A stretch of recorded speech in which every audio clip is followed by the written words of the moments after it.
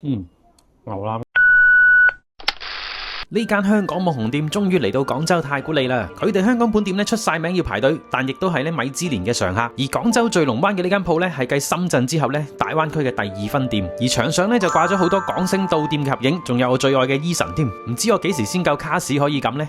嚟得華姐清湯腩，當然要試下佢哋嘅招牌清湯腩啦。女主人嘅呢碗呢就係崩沙腩搭河粉，而我呢就選咗坑腩搭竹升麵嘅搭配。上到嚟嘅賣相呢都幾唔錯，跟住就到我嘅親自食評啦。哇！所謂嘅米芝蓮啊，華姐清湯腩。咁今日咧2碗啦，我呢碗咧就係坑腩嚟嘅。咁啊，女主人嗰碗咧就係崩沙腩啦。咁我咧就專門咧試下麵啦，係咪牛腩麵啊嘛？咁佢咧就崩沙河，試下個麵咧。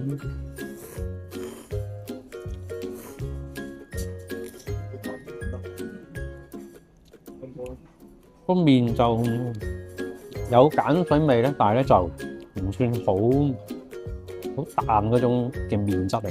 咁當然試下個主角啦，就係崩沙腩。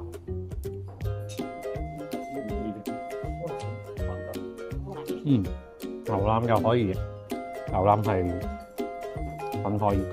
佢哋竹升麵就一般啦，但係坑腩咧就真係幾唔錯嘅，燜得夠腍，而且咧牛味好足嘅。而如果中意食軟滑口感咧，咁就要食崩沙腩啦，佢真係有嗰種咧入口即化嘅感覺嘅。你哋又有冇好食嘅廣州清湯腩介紹俾我？歡迎評論區留言俾我啦。